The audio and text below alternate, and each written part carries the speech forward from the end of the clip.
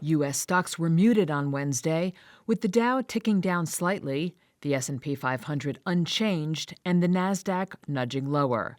The indexes had started the session on a strong note, with the S&P 500 and Nasdaq hitting their highest level in more than a week after the closely watched non-farm payrolls report showed much faster than expected job growth in January, while the unemployment rate fell to 4.3%. But the gains subsided as traders dialed back bets on interest rate cuts from the Federal Reserve, explains Alexander Morris, CEO and Chief Investment Officer at FM Investments. Looking backwards, this is a certain market improvement versus where we were, and this certainly caught economists who were being surveyed by surprise. In general, though, we do know the labor market has overall softened. So one really strong report is just one really strong report. This has been delayed, and it has some question as to whether or not all of the data was collected in all the usual ways. So I think this is a great sign for the economy. Not a great sign if you were hoping for 3 or more rate cuts to come in the near future. Investors will now be laser focused on the January Consumer Price Index inflation report due on Friday.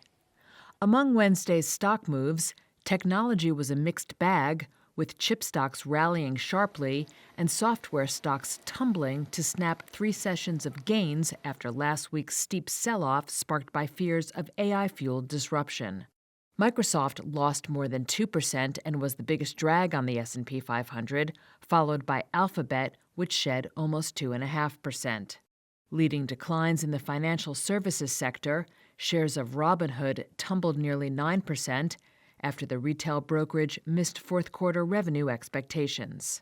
And shares of power equipment maker Generac rallied about 18%, making it the S&P 500's biggest percentage gainer, despite missing fourth-quarter profit and sales expectations. But the company said demand from data center customers continues to strengthen, with rising orders from hyperscalers expected to lift Generac's backlog in the coming quarters.